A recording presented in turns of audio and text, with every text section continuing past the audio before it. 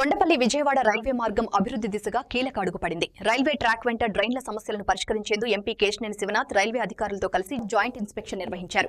ఈ పరిశీలనలో ఎమ్మెల్యే వసంతకృష్ణ ప్రసాద్ కూడా పాల్గొన్నారు. అమృత్ భారత్ 2.0 కింద కొండపల్లి రైల్వే స్టేషన్ అభివృద్ధికి కేంద్రం నుంచి సానుకూల స్పందన లభించగా రాబోయే రోజుల్లో ఎక్స్ప్రెస్ రైళ్లు కూడా ఆగేలా ప్రణాళికలు రూపొందుతున్నాయి. కొండపల్లి రైల్వే స్టేషన్ ఆధునీకరణకు సంబంధించి అట్లాగే కొండపల్లిలో ఎస్టీ కాలనీ దగ్గర ఉన్నటువంటి అండర్ బ్రిడ్జ్ నుంచి కింద నుంచి డ్రైనేజ్ వెళ్ళక ప్రతి వర్షాకాలంలో ఎస్టీ కాలనీ వాసులు ఇబ్బంది పడతా ఉన్నారు. రైల్వే అధికారులకి అవన్నీ చూపించడం, అట్లాగే కొండపల్లి రైల్వే స్టేషన్ని కొత్త అమృత్ భారత్ రైల్వే స్టేషన్ కింద మార్చేదానికోసం ప్రతిపాదనలు పంపించున్నారు గౌరవ పార్లమెంట్ సభ్యులు. దాని అంతటికీ ఇన్స్పెక్షన్ పైనుంచి రిపోర్ట్ వాళ్ళందరూ డీటెయిల్ రిపోర్ట్ ఇవ్వమని చెప్పి అధికారులకు కూడా సమాచారం వచ్చింది. దానికి సంబంధించి మరొకసారి చూద్దామని చెప్పి ఈరోజు రావడం జరిగింది. ఈ కొండపల్లి వాసుల కళ కొత్త రైల్వే స్టేషన్ కావాలని, అది త్వరలో సాకారం అవుతుందని చెప్పి నేను ఆశిస్తాను. కేంద్ర మంత్రి రైల్వే మంత్రి గారిని అశ్విన్ వైష్ణవి గారిని కలిసి Kondapalli railway station, Kondapalli railway drainage, అంతేకాకుండా గొల్లపూడి బల్బ్ స్టేషన్ గురించి రిక్వెస్ట్ చేయడం జరిగింది. ముఖ్యంగా Gollapudi bulb station Vijayawada main railway స్టేషన్కి సబ్సిడరీ రైల్వే స్టేషన్గా పనికొస్తుంది. సుమారు 150 ఎకరాలు 3 రైల్వే ట్రాకుల మధ్యలో ఉంది. దాన్ని పరిశీలించమని కోరటం జరిగింది. వీటికి తోడు గత సంవత్సర కాలం నుంచి నేను కానీ, ఎమ్మెల్యే గారు కానీ, ఇక్కడ ఉన్న జనసేన నాయకులు కానీ, గాంధీ గారు కానీ, లేకపోతే బాలా గారు కానీ, లేక చిట్టుబాబు గారు కానీ, చిత్రాంగ గారు కానీ, నిరంతరం మన కొండపల్లి రైల్వే స్టేషన్ ఎప్పుడో బ్రిటిష్ కాలం నాటి రైల్వే స్టేషన్, దీన్ని అభివృద్ధి చేయాలని చెప్పి అడుగుతున్నాం. మనం కూడా పార్లమెంటు సమావేశాల సమయంలో కూడా దీని గురించి నేను పార్లమెంట్లో ప్రస్తావించడం జరిగింది. ముఖ్యంగా ప్లాట్ఫామ్లు చాలా ఇబ్బందికరమైన పరిస్థితుల్లో, మహిళలు ఎక్కలేని పరిస్థితుల్లో ఉన్నాయి. మంచినీటి సౌకర్యం లేదు, టాయిలెట్స్ లేవు. ఇవన్నిటినీ అభివృద్ధి చేస్తా అమృత్ 2 స్కీమ్ కింద అమృత్ భారత్ 2వ దీంట్లో కొండపల్లి రైల్వే స్టేషన్ పెట్టడానికి మంచి రోజులు అంగీకరించారు. కడప జిల్లా అభివృద్ధిపై కూటమి ప్రభుత్వం కృతనిశ్చయంతో పనిచేస్తున్నదని జిల్లా ఇన్ఛార్జి మంత్రి సవిత తెలిపారు.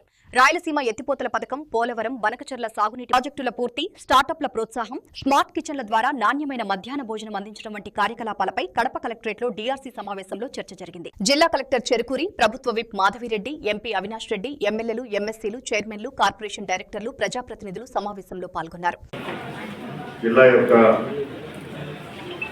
ప్రగతిని మీ ముందుంచడం జరుగుతూ ఉంది. అలాగే ప్రతి అంశానికి సంబంధించి వివిధ కేటగిరీల్లో జిల్లా సాధించినటువంటి ప్రగతి, అలాగే దాంట్లో ఉన్నటువంటి సమస్యల్ని, అలాగే అమలవుతున్నటువంటి వివిధ పథకాలన్నింటినీ కూడా ఈ సమావేశం ముందు ఉంచడం జరుగుతోంది. అందరికీ తెలుసు, ఈ రీసెంట్గా జరిగినటువంటి డిస్ట్రిక్ట్ రీఆర్గనైజేషన్ సందర్భంగా మన జిల్లా యొక్క స్వరూపం మార్పు చెందడం జరిగింది. దీంట్లో భాగంగా రాజంపేటలో ఉన్నటువంటి 4 మండలాల్ని రాజంపేట డివిజన్తో పాటు మన కడప జిల్లాలో మనం కలపడం జరిగింది. తద్వారా ఇప్పుడు మొత్తం మండలాల సంఖ్య 40కి చేరడం జరిగింది. అలాగే 5 డివిజన్స్, అలాగే ఒక మున్సిపల్ కార్పొరేషను, అలాగే 8 మున్సిపాలిటీసు, అలాగే 619 గ్రామ పంచాయతీసు, అలాగే 793 రెవెన్యూ విలేజెస్, అలాగే 717 వార్డ్ సెక్రటేరియట్స్, అలాగే విలేజ్ సెక్రటేరియట్స్ తోటి ఈరోజు కొత్తగా ఈ యొక్క జిల్లా రూపాంతరం చెందడం జరిగింది. అలాగే ఈ జిల్లా పరిధిలో 8 అసెంబ్లీ కాన్స్టిట్యుయెన్సీస్, అలాగే ఒక పార్లమెంటరీ కాన్స్టిట్యుయెన్సీ పూర్తిగాను, అలాగే 2వ parliamentary constituency part Rajampet assembly సెగ్మెంట్లు ఈ జిల్లా పరిధిలోకి రావడం జరిగింది. అలాగే ఈ 4 మండలాలు మన జిల్లాలో ఏర్పాటు కలవడం వల్ల మన యొక్క జిల్లా ఒక సంపూర్ణమైనటువంటి సెప్టెంబర్ 25 కూడా మనం నేషనల్ లెవెల్లో టాప్ ర్యాంక్ సాధించడం జరిగింది. ఈ సందర్భంగా సహకరించిన మదింపు జరిగింది. దాంట్లో health and nutrition, entire population, అలాగే తర్వాత అటు మైదుగూరు శాసనసభ్యులు వారు అడిగిన తర్వాత మళ్ళా గవర్నమెంట్ రివైజ్డ్ గైడ్లైన్స్ ఇచ్చింది కదా, అంటే వీ హావ్ టేకెన్ అంటే వాళ్ళు అడిగినటువంటి కాంపౌండ్ వాల్ కాకుండా బయో ఫెన్సింగ్ అప్రూవ్ చేయడం జరిగింది. అది చెప్పాలి కదా.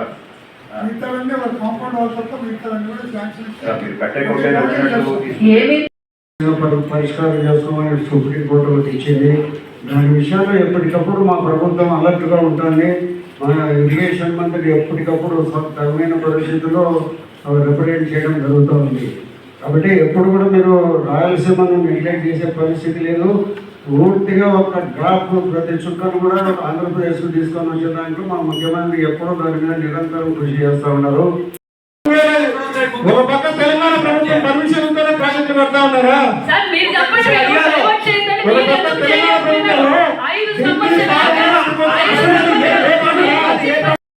పర్మిటెడ్ అయిపోయింది, వాళ్ళు బయటకు లేచి లేదు, అసలు అటువంటి ఇవ్వడం లేదు. తర్వాత ఈచ్ స్టేట్ కూడా ఆ యాక్ట్ లోబడి గైడ్లైన్స్ లోబడి మన ఒక స్కీమ్ గైడ్లైన్స్ ని డిజైన్ చేసుకోవాల్సిన అవసరం ఉంటుంది.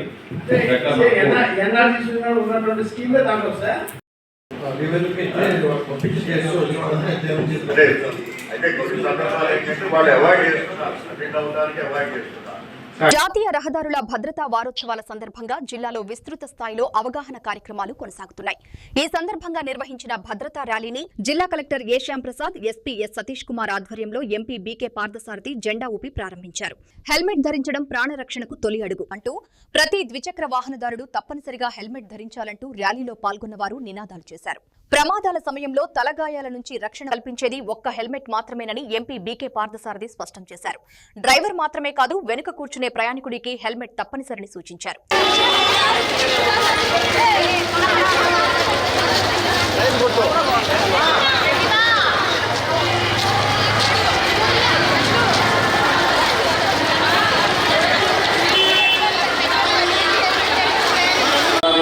వారోత్సవాల సందర్భంగా ఇచ్చేసినటువంటి గౌరవ కలెక్టర్ గారు, గౌరవ ఎస్పీ గారు, మా డీసీఎంఎస్ చైర్మన్ గారు, ఆర్టీఓ గారు, అదేవిధంగా అధికారులు, అదేవిధంగా పిల్లలు, ప్రజానీకం, పాత్రికేయులకు కూడా పేరు పేరున నమస్కారాలు. చాలా సంతోషం.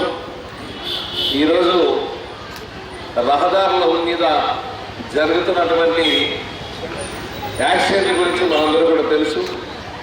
ఈరోజు మోటార్ సైకిల్ మీద వెళ్తూ ఉంటే దానికి హెల్మెట్ లేకుండా వెళ్ళడం, అదేవిధంగా 3 వ్యక్తులు వెళ్ళడం, 4 వ్యక్తులు వెళ్ళడం, అదేవిధంగా రూల్స్కి వ్యతిరేకంగా వెళ్ళడం, ఇవన్నీ దీంతో అవాంఛనీయమైనటువంటి సంఘటనలు జరుగుతున్నాయి. చాలామంది మరణాలు కూడా సంభవిస్తున్నాయి. అందుకోసమే ఈరోజు జాతీయ రహదారుల యొక్క భద్రత వారోత్సవాల సందర్భంగా అధికారులంతా కూడా విషయాలన్నీ కూడా విశ్లేషించడం జరుగుతుంది. అదేవిధంగా యాక్సిడెంట్లు ఏ విధంగా సంభవిస్తున్నాయి, దాన్ని ఏ విధంగా అరికట్టాలనే దాని మీద క్షుణ్ణంగా అధికారులు కూడా తెలియజేయడం జరుగుతుంది. అవన్నింటినీ కూడా మనం ఫాలో అయితే ఎక్కడ కూడా ఇన్సిడెంట్ జరగవు, మరణాలు జరగవు. కాబట్టి ఈ వారోత్సవం సందర్భంగా అధికారులు చెప్పినటువంటి విషయాలు విని అందరూ కూడా దాన్ని మనమంతా కూడా పాటిస్తే బాగుంటుందని, తద్వారా మరణాలన్నీ కూడా అరికట్టవచ్చునని ఈ సందర్భంగా తెలియజేస్తూ ఈ అవకాశం ఇచ్చిన మీ అందరికీ పేరు పేరున ధన్యవాదాలు తెలియజేస్తూ సెలవు తీసుకుంటాం. జాతీయోద్యమంలో కీలక పాత్ర పోషించి యావత్ సమాజానికి వస్త్రాలంకరణ అందించిన చేనేత వృత్తి నేడు తీవ్ర సంక్షోభంలో చిక్కుకుపోయిందని చేనేత నేతలు ఆవేదన వ్యక్తం చేశారు. గత 78 ఏళ్లుగా కేంద్ర రాష్ట్ర ప్రభుత్వాలు అనుసరిస్తున్న చేనేత వ్యతిరేక జౌళి పరిశ్రమ అనుకూల విధానాలే ఈ దుస్థితికి కారణమని విమర్శించారు. వార్షిక బడ్జెట్ కేటాయింపుల్లో చేనేతలకు జరుగుతున్న అన్యాయం, ప్రభుత్వాల నిర్లక్ష్యాన్ని స్పష్టంగా చూపుతున్నారు. ఈ పరిస్థితులకు నిరసనగా ఫిబ్రవరి 22న మంగళగిరి ఎన్ఆర్ఐవై జంక్షన్ నేతన్న సర్కిల్ వద్ద చేనేత గర్జన నిర్వహించనున్నట్లు ప్రకటించారు. ఆంధ్రప్రదేశ్ రాష్ట్ర చేనేత సంఘాల ఐక్య కార్యాచరణ కమిటీ ఆధ్వర్యంలో మంగళగిరి ప్రెస్ క్లబ్ లో సమావేశం నిర్వహించారు. ప్రభుత్వం ఏర్పడిన తర్వాత చేనేతల సమస్యలు పరిష్కరించడానికి మా ప్రభుత్వం కట్టుబడి ఉందని చంద్రబాబు నాయుడు గారు చెప్పారు. అదేవిధంగా చేనేత కార్మికులకు 200 యూనిట్లు ఉచిత కరెంట్ ఇస్తానని హామీ ఇచ్చారు. ఆ హామీ ఇప్పటివరకు అమలు జరగలేదు. రెండోది ప్రధానమైన సమస్యలు చేనేత రంగానికి సంబంధించి బడ్జెట్లో కేటాయింపులు లేకుండా చేశారు. కేటాయించినటువంటి బడ్జెట్లో కూడా దాదాపుగా 160 కోట్లు కేటాయిస్తే 80 కోట్లు యూనిట్ మలకని పంపించారు. అందుకని చేనేతకి బడ్జెట్ కూడా లేకుండా పోయింది. ఈ నేపథ్యంలో గతంలో జగన్మోహన్ రెడ్డి గారి ప్రభుత్వం ఉన్నప్పుడు నేతన్న నేస్తం అమలు జరిగింది. చంద్రబాబు నాయుడు గారు వచ్చిన తర్వాత నేతన్న నేస్తాన్ని కూడా పూర్తిగా రద్దు చేశారు. అందుకని ఈ అంశాలన్నింటి మీద ప్రభుత్వం దృష్టికి తీసుకురావడానికి రాష్ట్రంలో ఉన్నటువంటి 15 చేనేత సంఘాలు మొత్తం కూడా ఐక్యంగా ఈ ప్రభుత్వం దృష్టికి తీసుకెళ్లాలని, ఈ సమస్యల పరిష్కారం కోసం ఈరోజు ఈ ప్రెస్ మీట్ ఏర్పాటు చేశాం. ప్రధానంగా చేనేతలకి బడ్జెట్లో 2,000 కోట్ల రూపాయలు కేటాయించాలని, అదేవిధంగా 25,000 రూపాయలు ముఖ్యమంత్రి గారు ప్రకటించినటువంటి వెంటనే అమలు జరపాలని, 200 యూనిట్ల ఉచిత కరెంటు అమలు జరపాలని, 11 రకాల రిజర్వేషన్లు ఖచ్చితంగా చేనేతలకు అమలు జరపాలని, ఉల్లంఘించిన పౌరులు యజమానులపై చర్యలు తీసుకోవాలని, ఈ విధమైనటువంటి డిమాండ్లతో పాటు చేనేత సహకార సంఘాలకి చెల్లించాల్సినటువంటి 203 కోట్ల రూపాయలు వెంటనే విడుదల చేయాలని చెప్పి డిమాండ్ చేస్తూ ఉన్నాం. రాష్ట్ర కార్యవర్గ సభ్యుల్ని ఈరోజు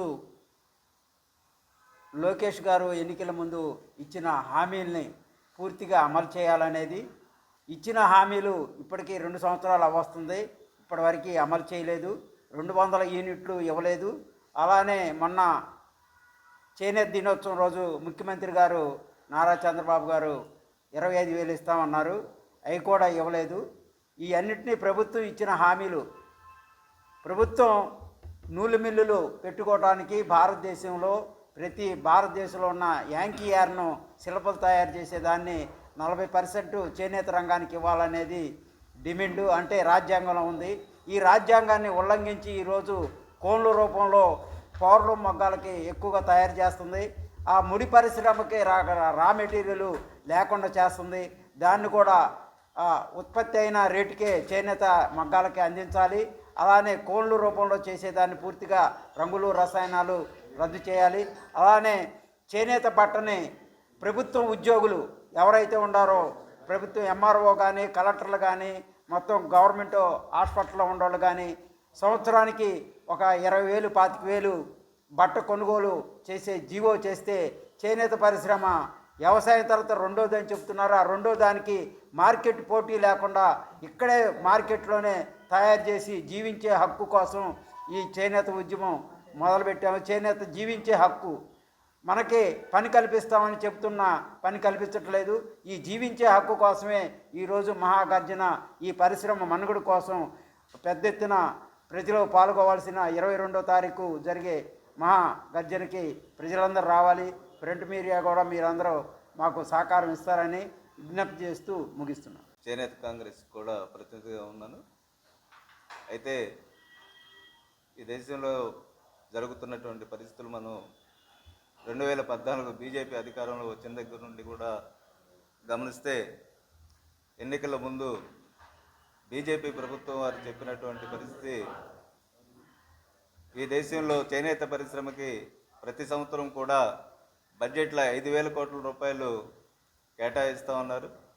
కానీ వారు వచ్చిన దగ్గర నుంచి కూడా 200 కోట్ల రూపాయల నుంచి మించి బడ్జెట్ ప్రవేశపెడుతున్నటువంటి పరిస్థితులు లేవు. అదేవిధంగా రాష్ట్ర ప్రభుత్వం కూడా మరి 160 కోట్ల రూపాయలే చేనేత పరిశ్రమకు బడ్జెట్ కేటాయించడం మహా దారుణమైనటువంటి విషయం.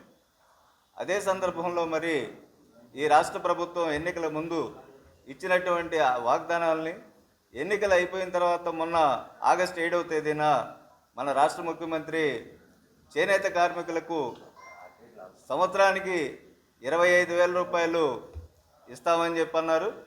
అట్లాగే 200 యూనిట్లు ఉచిత జీవో ఇచ్చి కూడా 4 నెలలు అయిపోయిన తర్వాత కూడా ఇంతవరకు అమలు కానటువంటి పరిస్థితులు. వీటన్నిటి మీద ఇక్కడ ఉన్నటువంటి చేనేత శాఖ మంత్రి గారిని కలిసినప్పుడు, ప్రతినిధి బృందంగా వెళ్ళి కలిసినప్పుడు ఆమె అయితే ఒకటే మాట ఉన్నది, 25,000 రూపాయలు ఎప్పుడు అమలు చేస్తారు అని అంటే ఆమె అన్నది, మేము డబ్బులు ఇచ్చి చేనేత కార్మికులని తాగుబోతులు చేయమనేది అక్కడ స్పష్టంగా చెప్పినటువంటి పరిస్థితులు ఉన్నాయి.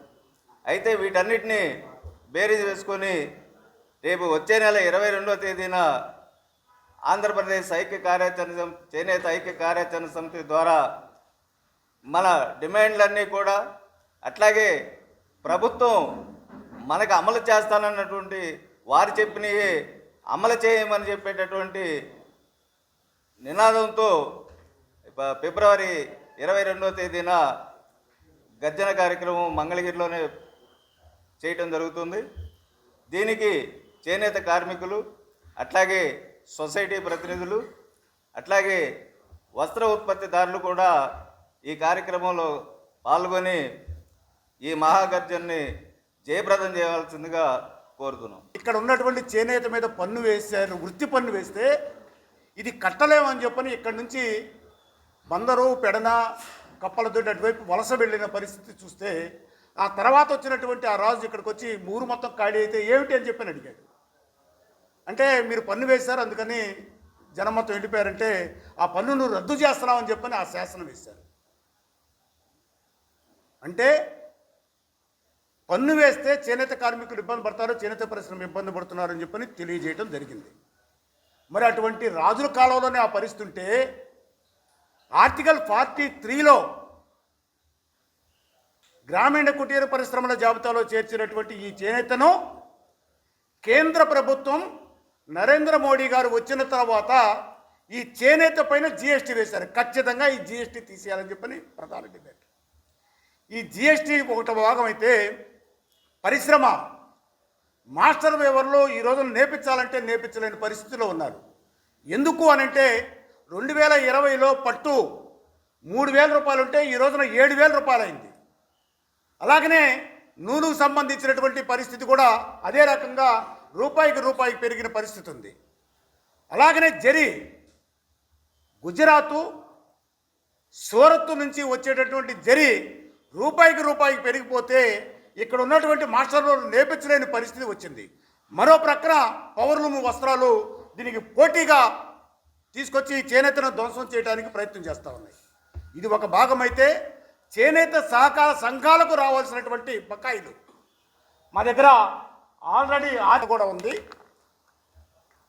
2024 వరకు 173 కోట్ల రూపాయలు రావాలి. ఇప్పుడు 2025 నాటికి ఆఖరు నాటికి మరో కొన్ని కోట్లు, మొత్తం కలిపితే 203 కోట్ల రూపాయలు రావాలి. ఇవ్వకపోగా సహకార సంఘాలకు మేము ఇస్తామని చెప్పి హామీ ఇచ్చి 5 కోట్ల థ్రిఫ్ట్ ఫండ్ విడుదల చేస్తే ఆ విడుదల చేసి మాకు రావట్లేదని చెప్పని కార్మికులు సహకార సంఘాలను అడిగే పరిస్థితి. మీరేమైనా తిన్నారా అని చెప్పని సహకార సంఘాలకి కార్మికులకి ఘర్షణ పెట్టే పరిస్థితి. వీటన్నిటినీ అర్థం చేసుకొని రాష్ట్రంలో ఉన్న 15 సంఘాలు కలిపి ఈ రోజున ప్రభుత్వానికి కళ్ళు తెరిపించడం కోసం మంగళగిరిలో నేతన్న సర్కిల్ ఏదైతే ఉన్నదో ఎన్ఆర్ఐ హాస్పిటల్ ముందు ఆ నేతన్న సర్కిల్ వద్ద ఒక పెద్ద ఎత్తున ఫిబ్రవరి 22వ తేదీన ఆదివారం పెద్ద ఎత్తున ఆందోళన కార్యక్రమం చేయాలని చెప్పని నిర్ణయం చేయడం జరిగింది. ఈ రాష్ట్రంలో ఉన్నటువంటి వేలాది మంది చేనేత కార్మికులు, 1,144 చేనేత సహకార సంఘాలు, మాస్టర్ వేవర్సు, శ్రేయోభిలాషులు ఎవరైతే ఉన్నారో చేనేత శ్రేయోభిలాషులు వాళ్ళందరూ కూడా రావాలని చెప్పని ఈ సందర్భంగా విజ్ఞప్తి చేస్తూ మీ మీడియా మిత్రులు కూడా ఒక చిన్న విన్నపం. చేనేత పరిశ్రమ, చేనేత అంటేనే చాలా బలహీన వర్గం వాళ్ళని. మా ఈ పరిస్థితులన్నీ గమనించుకొని రేపు ఫిబ్రవరి 22వ తేదీన జరిగేటటువంటి కార్యక్రమం వరకు కూడా మీ అందరి సహాయ సహకారాలు ఇచ్చి ఈ చేనేతని పేపర్లో కానీ, ప్రింట్ మీడియా కానీ, ఎలక్ట్రానిక్ మీడియా కానీ మీరందరూ కూడా మాకు సహకరించవలసిందిగా ఈ సందర్భంగా విజ్ఞప్తి చేస్తూ ఉన్నాం.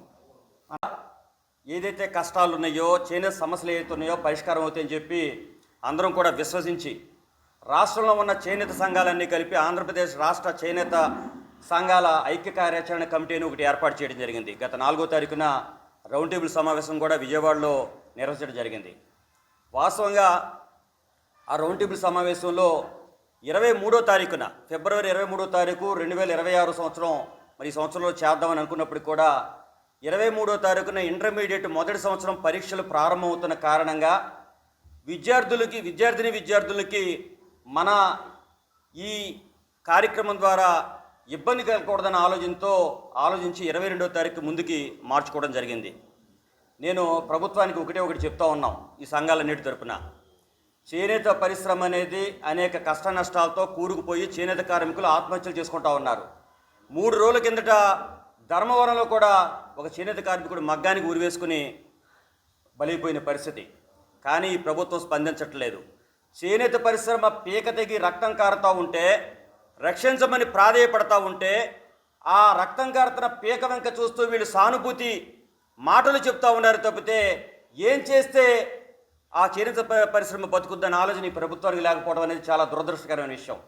ఇంకో ప్రధానమైన విషయం, బ్రిటిష్ వారు వారి పాలనలో భారతదేశాన్ని పరిపాలిస్తున్నప్పుడు చేనేతకి ఎన్ని నష్టాలు చేసినప్పుడు కూడా పోతూ పోతూ వాళ్ళు ఆల్ ఇండియా హ్యాండ్లూమ్ బోర్డు అనేది మొట్టమొదటి చేనేత రాజ్యాంగబద్ధమైన వ్యవస్థ ఒకటి ఏర్పాటు చేసి వెళ్ళారు. బ్రిటిష్ వారు ఏర్పాటు చేసిన వ్యవస్థని, ఆల్ ఇండియా హ్యాండ్లూమ్ బోర్డుని మన ప్రజాస్వామ్య ప్రభుత్వం, మన ప్రభుత్వాలు వచ్చిన తర్వాత మొన్న మన ప్రజాస్వామ్య ప్రభుత్వం బీజేపీ పాలనలో ఉన్న కేంద్ర ప్రభుత్వం రద్దు చేయడం జరిగింది. దీన్ని తీవ్రంగా ఖండిస్తూ ఉన్నాం. ఒకటే, మాకు ప్రభుత్వం చేయాల్సిన ఏదైతే మా హక్కులు, మా కష్ట నష్టాలు తీయడానికి చేయాల్సిన చర్యలు ఏదైతుందో అవి తీసుకోకపోతే ఇప్పటికే ప్రకటన చేస్తున్నాం. ఫిబ్రవరి 22వ తారీఖున రాష్ట్ర వ్యాప్తంగా ఉన్న చేనేత అన్ని సంఘాలు, సహకార సంఘాలు, రాష్ట్ర స్థాయి ఉద్యమ సంఘాలు, కార్మిక సంఘాలు, అన్ని సంఘాలు కలిపి చేనేత గర్జన అన్న పేరుతో మంగళగిరిలో చేయబోతూ ఉన్నాం. దీనికి అందరూ కూడా సహకరించాలని చెప్పి, ఈ ఉద్యమం బలంగా చేస్తేనే ఈ ప్రభుత్వం దిగి వస్తుంది. దయచేసి చేనేత కార్మికులు, చేనేత సహకార సంఘాల నాయకులు, చేనేత ప్రతినిధులు అందరూ కూడా ప్రతి ఒక్కరు ఈ ఉద్యమం మనదే అనుకుని దీన్ని బలోపేతంగా బలంగా చేస్తేనే మన హక్కులు, మన లక్ష్యాలు, మన డిమాండ్లు సాధించుకోగలమని మనస్ఫూర్తిగా తెలియజేస్తూ అందరికీ ధన్యవాదాలు తెలియజేస్తున్నాను. విగ్రహాల పేరుతో రాజకీయాలు చేస్తూ కులాల మధ్య చిచ్చు పెట్టే ప్రయత్నాలను తక్షణమే మానుకోవాలని వైఎస్ఆర్సీపీ కోనసీమ జిల్లా అధికార ప్రతినిధి కప్పల శ్రీధర్ కూటమి నాయకులు తీవ్ర స్థాయిలో విరుచుకుపడ్డారు. దళితులు, కాపుల మధ్య విభేదాలు రెచ్చగొట్టే ప్రయత్నాలను ప్రజలు గమనిస్తున్నారని ఆయన హెచ్చరించారు. ఈ సందర్భంగా వైఎస్ఆర్సీపీ సీనియర్ నాయకుడు కోనలరాజు మాట్లాడుతూ శ్రీకృష్ణదేవరాయలు కర్ణాటక రాజులని, 4 రోడ్ల కూడల్లో విగ్రహం ఏర్పాటు ప్రజా భద్రతకు ప్రమాదకరమని తెలిపారు. డిసెంబర్ 31న రావులపాలెంలో జరిగిన విగ్రహ వివాదంపై సరిపెళ్ల రాజేష్ చేసిన వ్యాఖ్యలను వైఎస్ఆర్సీపీ రావులపాలెం పట్టణ అధ్యక్షుడు శాఖ కిరణ్ తీవ్రంగా ఖండించారు. దమ్ము ధైర్యం ఉంటే రావులపాలెం వచ్చి మాట్లాడాలని సవాల్ విసిరారు. సునీల్ మాట్లాడుతూ విగ్రహ వ్యవహారంలో దళితులపై అన్యాయంగా కేసులు నమోదు చేయడాన్ని తీవ్రంగా ప్రశ్నించారు. కర్ణాటక విజయనగరం సామ్రాజ్యం రాజులు ఆల హరిహర కృష్ణదేవరాయ, హరిహర బొక్కరాయ వంశానికి చెందినటువంటి ఈ స్టాచ్యూని ఇక్కడ మరి ఈ కాపు సోదరులు మరి ఎందుకు అనుకున్నారో మనకు తెలియదు. కానీ మరి ఈ శ్రీకృష్ణదేవరాయలు గారి అల్లుడు కాపు గారు, ఆ కాపు గారిని మానేసి మరి ఈ కృష్ణదేవరాయలు గారి స్టాచ్యూని ఇక్కడ పెట్టి మేము అనేసి క్యాచ్ చేసుకుంటూ మరి ఎంతవరకు అది సబువో మా కాపు సోదరులందరూ కూడా ఆలోచించాలని కోరుకుంటున్నాం. ఆ కుటుంబం మాకు అండగా దండగా ఉంది కాబట్టి ఆయనతోనే ప్రయాణం చేస్తున్నాం. ఏ ఎలక్షన్ వచ్చినప్పుడు ఎప్పుడైనా సరే మీరు చూసుకోండి, మీరు ఎన్ని కుయుక్తులు పనినా మరి ఎస్సీ బూతులు ఆయన పడి ఓట్లు ఆయన పడతా ఉంటే కారణం ఆయన మాకు చేసినట్టు మేలు అని చెప్పి మీ అందరికీ కూడా సభాముఖంగా తెలియజేస్తున్నాం. అలాగే మరి కోనసీమ జిల్లాకి డాక్టర్ బాబాసాహెబ్ అంబేద్కర్ పేరు పెట్టాలన్నప్పుడు కూడా ఆయన ఒక అఖిలపక్షాన్ని ఇక్కడి నుంచి జగన్మోహన్ రెడ్డి గారి దగ్గర తీసుకెళ్ళి ఆయన వంతు ప్రయత్నం కూడా ఆయన కూడా చేశారు. మళ్ళీ జిల్లా ప్రకటించిన వెంటనే అదే కోనసీమ ముఖద్వారం దగ్గర అంబేద్కర్ స్టాట్యూ పెట్టి పాలాప్ చేసినటువంటి మహా వ్యక్తి సిర్లా జగ్గిరెడ్డి గారు అని చెప్పి నేను తెలియజేస్తున్నా. దయచేసి మీరు మాట్లాడే ముందు వెనక ముందు ఆలోచించుకుని మాట్లాడండి. మీరు ఈవేళ గవర్నమెంట్లో ఉన్నారు, తెల్లవారు లేస్తే దళితుల మీద దాడులు జరుగుతున్నాయి. చాలా బాడీని ఒక శరీరాన్ని ఆ యొక్క దారిద్ర్యాల గురించి వివరిస్తూ మాట్లాడడం అది చాలా తప్పది. ఎందుకంటే నువ్వు ఎప్పుడు కూడా రావులపాలెం సెంటర్లోకి వచ్చి ఉండి ఒక పావుగంట నుంచి వెళ్ళిన రోజులు లేవు. నీకు ధైర్యం లేదు, ఆ విషయం మాకు తెలుసు. నేను ఎవరైతే పిలుస్తున్నారో వాళ్ళతోటి బాబురే ఊరు బయటకు వెళ్దాం, ఊరు చివరికి వెళ్దాం అని చెప్పే నాదుండి ఇప్పుడు చెప్తున్నా. ఈరోజు ఈ సమావేశం చెప్తున్నా, సర్పల్ రాజేష్ ఆల్రెడీ మా సోదరుడు కొత్తపేట నుంచి ఇచ్చాడు మొన్న. నీకు అది సరిపోదు అనుకుంటున్నాను, ఇంకా కావాలంటే ఇస్తాం, ప్రాబ్లం లేదు. ఇలాంటి దూషణలు కానీ చేస్తే కనుక నేను మాల సోదరుడిగా ఏ రకంగా ఎదుర్కోవాలో ఆ రకంగా ఎదుర్కొంటా. నువ్వు సైట్ గురించి చెప్పావు కదా, ఏదో కబ్జా చేశారని. ఆ సైట్ గురించి నేను చెప్తా, లైవ్లో ఉన్నవాడిని నేను. ఎందుకని పెట్టారని సత్యనారాయణ సందర్భంగా అడుగుతాను. ఆ పార్టీ తరపు నుండి మాట్లాడుతున్న దళిత సోదరులను అడుగుతూ ఉన్నాను. మరి దళితులు వెళ్తున్నారు, జగన్ గారు మద్దతు ఇస్తున్నారు లాంటి ఇది అన్నప్పుడు సంబంధం లేని విషయంలో తీసుకొచ్చి దేవరాయల విగ్రహ ప్రతిష్ఠ విషయంలో 6 దళితులపై కేసు ఎందుకు పెట్టారని చెప్పి ఆ దళిత నాయకులు తెలుగుదేశం పార్టీ సత్యనారాయణ అడుగుతాను. వాస్తవానికి అక్కడ పంచాయతీ పర్మిషన్ కానీ సుప్రీంకోర్టు ఇచ్చిన పర్మిషన్ కానీ ఏదైతే రోడ్ల మధ్య పెట్టొద్దన్నారో దాని గురించి అని చెప్పి అక్కడ పెట్టడానికి లేదని చెప్పి జగన్ గారికి చెప్పడం జరిగింది తప్ప ఏ విగ్రహాలకి మేము వ్యతిరేకం కాదు. అన్ని విగ్రహాలు పెట్టచ్చు, ఎవరి విగ్రహాలు పెట్టిన అందరం కూడా సపోర్ట్ చేయడానికి సిద్ధంగా ఉన్నాం. మరీ ముఖ్యంగా ఏం అడుగుతున్నానంటే గవర్నమెంట్ జగన్ గారి గవర్నమెంట్ ఉన్నప్పుడు ఈ జిల్లాకి అంబేద్కర్ కోనసీమ జిల్లాగా నామకరణం చేశారు. మరి చేసిన తర్వాత అనేక సార్లు మేము కూడా ప్రయత్నం చేసాం.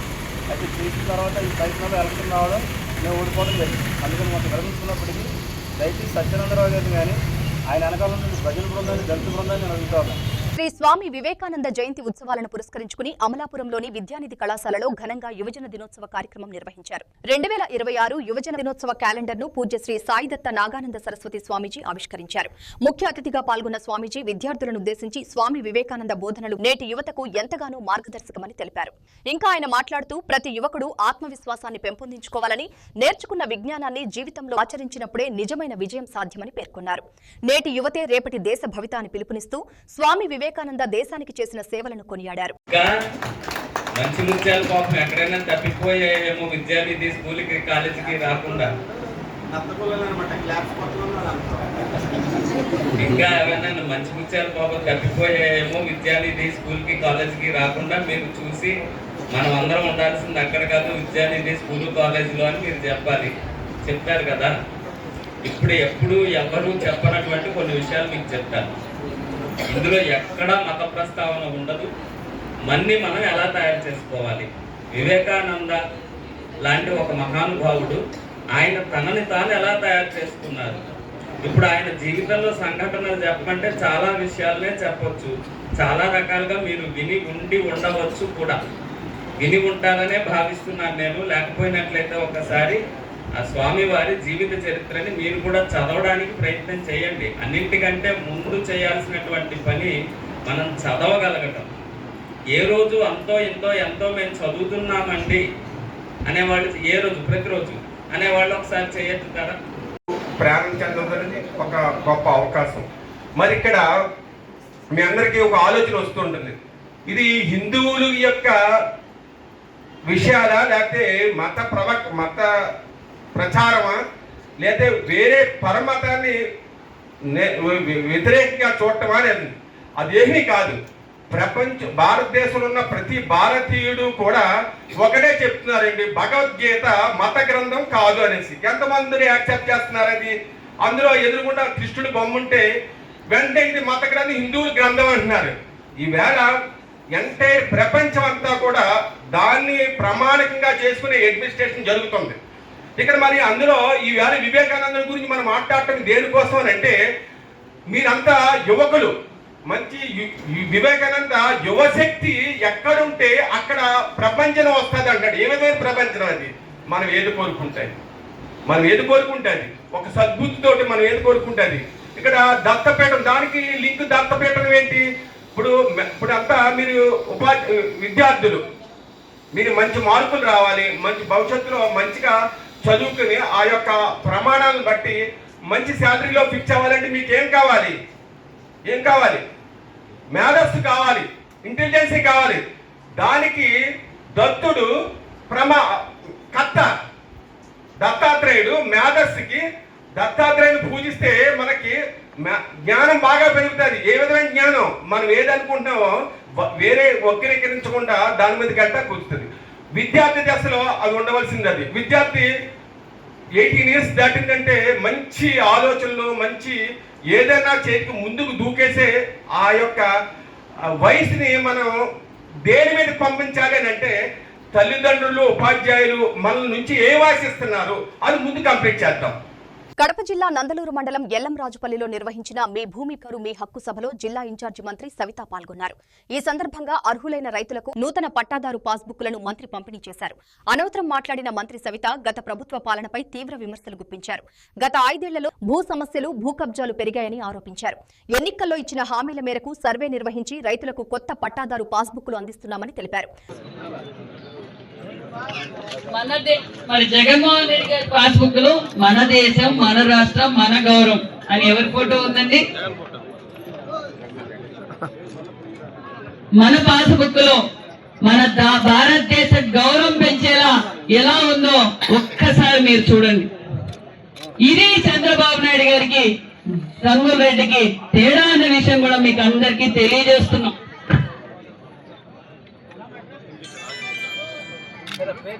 మరి వారికి కాసిన దారి ఇవ్వాల్సిందిగా కోరుతున్నాం. వెంకటరమణ గారు, ఉమ్మక నర్సయ్య గారు. అద్దంకి పట్టణ ప్రజలకు శుభవార్త. ప్రభుత్వ వైద్యశాలలో ఏఆర్టీ కేంద్రాన్ని మంగళవారం ఘనంగా ప్రారంభించారు. ఈ కార్యక్రమంలో DMHO doctor Venkateswarlu, joint director Ankinedu Prasad పాల్గొని కేంద్రాన్ని ప్రారంభించారు. అద్దంకి, తాళ్లూరు మండలాల హెచ్ఐవి బాధితులకు ఈ కేంద్రం ఎంతో ఉపయోగపడనుందని అధికారులు తెలిపారు. కేంద్రంలో అంకినేడు ప్రసాద్ పాల్గొని కేంద్రాన్ని ప్రారంభించారు. అద్దంకి, తాళ్లూరు మండలాల హెచ్ఐవి బాధితులకు ఈ కేంద్రం ఎంతో ఉపయోగపడనుందని అధికారులు తెలిపారు. ఇప్పుడు మొన్న 31వ తేదీ నుండి మనకి ఇది ప్రకాశంలో యాడ్ అయింది కాబట్టి టీం మారాడు. యాక్చువల్గా మీకు బాపట్ల నుండే వచ్చేవారు. సో ప్రోటోకాల్ ప్రకారం మన జిల్లాకు సంబంధించినటువంటి వ్యవస్థ వచ్చింది కాబట్టి మేము వచ్చాము. నేను మంచి వక్తను కాదు. కమిషనర్ గారికి, తర్వాత మన సూర్యబాబు గారికి, తర్వాత బాలాజీ గారికి, ఇక్కడ హెచ్డిఎస్ కమిటీ సభ్యులు, తర్వాత మన మేడం గారు, సూపరింటెండెంట్ గారు, తర్వాత మా ఏఆర్టీ మెడికల్ ఆఫీసర్ అందరికీ ముందుగా నా నమస్కారాలు తెలియజేసుకుంటున్నాను. మన ఈ కార్యక్రమం అసలు మొదలుపెట్టింది ఇక్కడ ఏఆర్టీ ఎల్ఏసి ప్లస్ లాగే ఉంది. అంటే ఒక చిన్న సెంటర్గా ఉన్నదాన్ని మన మినిస్టర్ గారు గొట్టిపాటి రవికుమార్ గారు ఆలోచన మేరకు, ఆయన ఆశయం మేరకు, ఆదేశాల మేరకు మాత్రమే ఇది మాకు ఏఆర్టీ సెంటర్ని ఇవ్వాల్సింది. కానీ కోరినప్పుడు మా ప్రాజెక్ట్ డైరెక్టర్ గారు అయినటువంటి డాక్టర్ కె నీలకంఠారెడ్డి గారు నాకోకి ఇన్ఫర్మేషన్ ఇచ్చినప్పుడు, దీనికి సంబంధించిన ఫీజిబిలిటీ రిపోర్ట్ సబ్మిట్ చేసినప్పుడు వాళ్ళు అంగీకరించి దీన్ని మంజూరు చేయడం జరిగింది. ఒంగోలు సెంటర్లో దాదాపు 10,000 మందికి పైగా, మన ప్రకాశం జిల్లాలో 16,000 మంది ట్రీట్మెంట్లో ఉంటే ఒక ఒంగోలులోనే 10,000 మందికి పైగా మందులు తీసుకుంటున్నారు. సో వాళ్ళ లోడ్ తగ్గించడానికి, తర్వాత ఈ చుట్టుపక్కల ఉన్నటువంటి మండలాలైనటువంటి సంతమాగులూరు, పంగులూరు, బల్లికురువ, ముండ్లమూరు, తర్వాత ఈ కొరిసపాడు, ఈ తాళ్ళూరు, ఈ 7 మండలాలలో ఉన్నటువంటి మన పేషెంట్స్ కోసం వాళ్ళు దూరవారంలాగా ఫీల్ అవ్వకుండా ట్రీట్మెంట్కి అందుబాటులో ఉండే విధంగా ఈ సెంటర్ని డెవలప్ చేయడం జరుగుతుంది. దానిలో భాగంగా ఒక మెడికల్ ఆఫీసర్ని మనం ఇక్కడ కొత్తగా రిక్రూట్ చేసాము. ఒక కౌన్సిలర్ని ఒంగోలు నుంచి ఇక్కడికి డెప్యూట్ చేసాము. అలానే ఇక్కడున్న ల్యాబ్ టెక్నీషియన్ సర్వీసెస్, తర్వాత ఐసిడిసి కౌన్సిలర్ సర్వీస్, అలానే నర్సరావుపేట నుంచి ఒక డేటా మేనేజర్ని కూడా ఇక్కడికి మనం డెప్యూటేషన్ చేయడం జరిగింది. దీనిలో ముందు మీరు ఈ ఏఆర్టీ మందులు వాడే వాళ్ళు ఒక రెగ్యులారిటీ మెయింటైన్ చేస్తే వైరల్ లోడ్ పూర్తిగా తగ్గిపోతుంది. వైరల్ లోడ్ అంటే సూక్ష్మక్రిములు, వైరస్ తగ్గితే వాళ్ళు ఇతరులకి జబ్బుని వ్యాప్తి చేయకుండా ఉంటారు. కడప జిల్లా ఒంటిమిట్ట మండలంలో కలకలం రేగింది. మండల ప్రజా పరిషత్ కార్యాలయంలో నిన్న రాత్రి గుర్తు తెలియని దుండగులు చోరీకి పాల్పడ్డారు. కార్యాలయంలోని రికార్డులకు సంబంధించిన బీరువాలను ధ్వంసం చేసిన దొంగలు పక్క ద్వారం ద్వారా లోపలికి ప్రవేశించినట్లు పోలీసు గుర్తించారు. సమాచారం అందుకున్న వెంటనే సంఘటన స్థలానికి చేరుకున్న ఒంటిమిట్ట పోలీసులు డాగ్ స్క్వాడ్, క్లూస్ బృందంతో దర్యాప్తు ప్రారంభించారు. ఇంటి దొంగల పనినా లేక బయటి వ్యక్తుల పాత్ర ఉందా అన్న కోణంలో విచారణను ముమ్మరం చేశారు. తెలియలేము ఏం చేసుకోలేదు.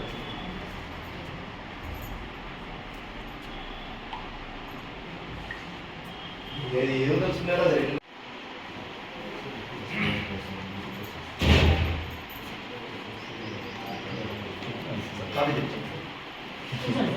ప్రకాశం జిల్లా ఒంగోలు సంతపేట సాయిబాబా మందిరంలో జరుగుతున్న తిరుప్పావై ప్రవచనాలలో మహిళలు అమ్మవారికి సారె, పసుపు, కుంకుమ, గాజులు, చీర, పండ్లు, మిఠాయిలు సమర్పిస్తూ భక్తి తాండవం చూపించారు. టీటీడీ ఉపన్యాసకులు పొన్నూరు వెంకట శ్రీనివాసులు చెప్పారు. గోదాదేవిని తోబట్టుకుని సారెను సమర్పించడం అంటే శాశ్వత వైకుంఠ ప్రాప్తిని కోరుకోవడమే.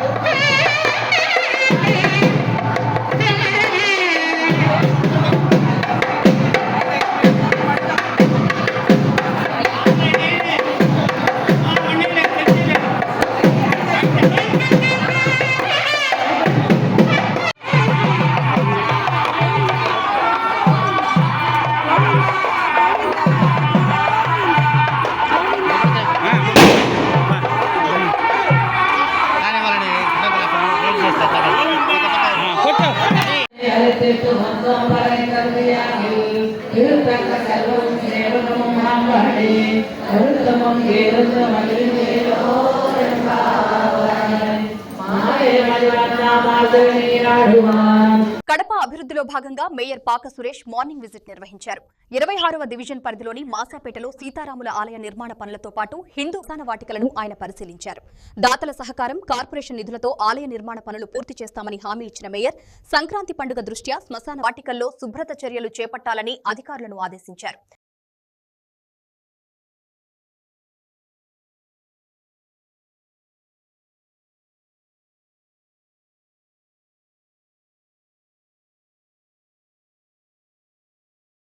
చీమకుర్తిలో శ్రీ హరిహర క్షేత్రం నందు శ్రీ కళ్యాణ వెంకటేశ్వర స్వామి దేవస్థానం నందు బుధవారం ఘనంగా సామూహిక ధనుర్మాసం వ్రతం పూజలు నిర్వహించారు.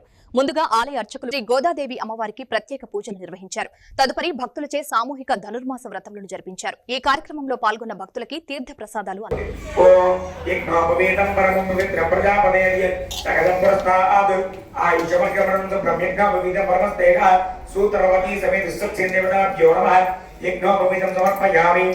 ఆడవారు పసుపు తీసుకోండి. అక్కడ పసుపు ఉంది కదా, ఆడవారు మాత్రమే వేయండి. ఓం హిరణ్యవర్ణ మననేం సువర్ణ స్రజ చంద్రాభిర్మయీ లక్ష్మి జాతవేదో భవావ. మరలా కుంకుమ తీసుకోండి.